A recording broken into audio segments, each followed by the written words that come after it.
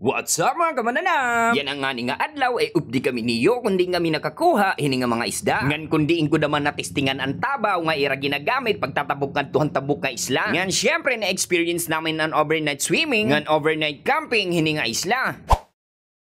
Mga alas 6 aga mga kamananap ay nagtima na kami namon mga daradon. Tigdaan kasi nga amon plano sang nitbisan na laano mapurot madarala ngadto. Kay iini nga inero irignom nga plarano. Pero maupay talaga tigdaan nga plano mga kamananap kay nahinana yun lugo. Dagmit kay sumat adi na kami Dolores Boulevard. Yan nga handulas nga landsite amon sasakyan nga gintatag-ihan ni Kuya Rodel. Diri pa nga ni talaga kami 100% sure nga matutuhay nga amon pamarigo kay sigit uran-uran. Pero kay ubos mahimamaganik kalakat hala sige sa kahit lansa. Pag hinahinay lang ang mga iday gabayan kami batalindas. Kay lumuton. Adi nagkaabot na damaan mga pogi. Asya iniya ang number 1 promotor pag plano hini nga pamarigo. Yan din nga mga kamananap amon na ilinuludludin nga lansa para na kami matuloy. After pira kami minuto nga amon biyahe ay inabot na kami didi Hatikling. Medyo rayo pa naman ginbaktas kay hubasan naman pagdatong. Darangani nga ganamon tamon daraya di pero na kita nagpapautang hinulugan. Pagkabutan ko lang gamit mga kamananap ay largo akinad hetya di nga tabaw. Largo ak nagmila ka sa sakay kay magkakawilak dituit but nga. Pagkahibaro ko kasi may ada ko no dolphin dida nga daker. Syempre pag may mila ka subaring ko para may dana maigsugba.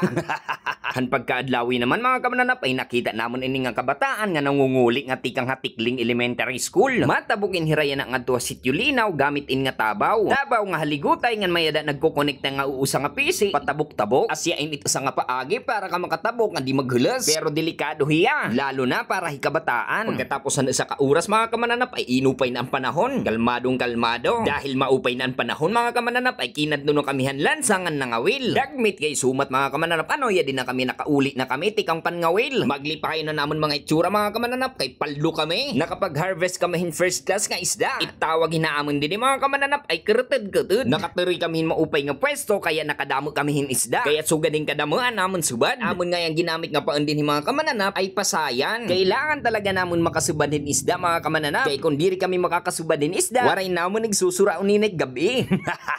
Alas 4:45 na mga kamananap hitgulup. Adigit yan na diri ha. Tikling linaw it nga tuha tabok tikling din. Tambay-tambay muna. Tambay-tambay lang mga kamananap kay overnight kita.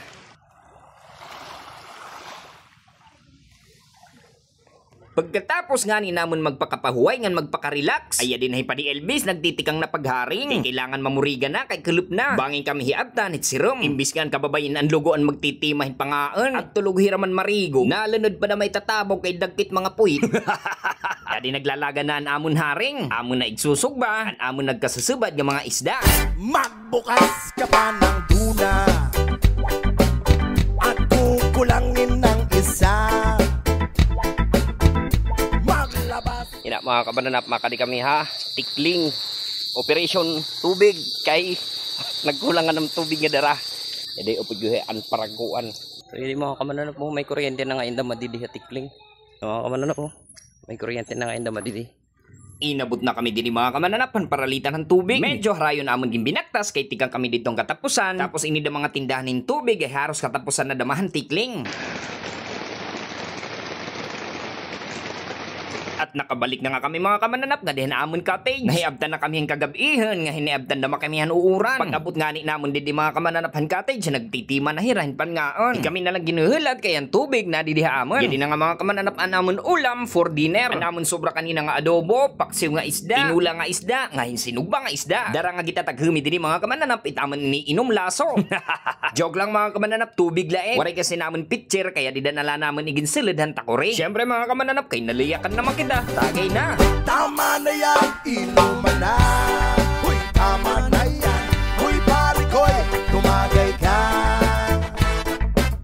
Nananabik na lalamunan. Naghihintay na kaabang. Mga bandang alas 12 na hanggang gabi mga kamananap ay nag-bonfire kami. Syempre marumaritis laan ay pag pinanlibak naman. Kay di man na nihinga turog. Yan din naman hipadi Elvis pero hitaman na nautaw kay nabitin ng Red Horse. Para may baro ako na tama ang pag-istorya atong kung barangay kung na siya niyo pag sumata. Aga na mga kamananap, tapos yan din matak na hamo, pero pareho na flower.